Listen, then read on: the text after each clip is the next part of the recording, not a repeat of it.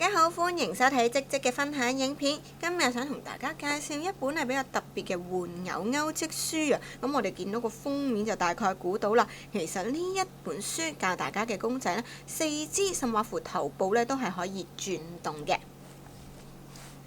咁我哋之前呢線上學課程都有以呢本書作為教材去教大家唔同嘅公仔。咁有興趣嘅同學呢都可以參考翻我哋線上課程。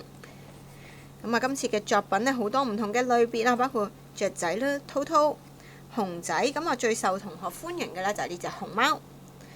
咁仲有呢個水獺啦，然後機器人、大象、樹熊、飛機等等嘅作品都會有嘅。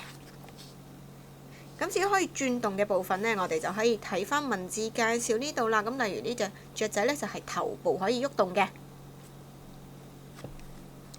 咁熊貓呢，就係頭、手同埋腳都可以喐。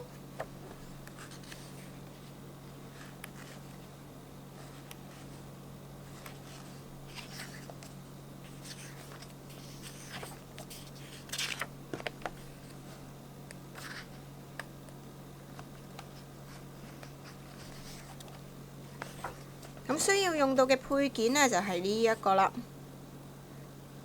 咁每個關節呢係靠3個配件去組成，咁令到個關節可以變成移動。咁所以呢一個嘅作品裏面呢，其實係縫合都係佔少部分啦，因為主要會喐嘅關節呢，我哋都係靠嗰個配件去接合。咁所以對於啲唔中意縫合嘅同學仔呢，呢本書呢都非常之合適㗎。咁我哋下次就再同大家呢揾更多唔同嘅可愛造型或者特別技法嘅勾織書同大家分享啦。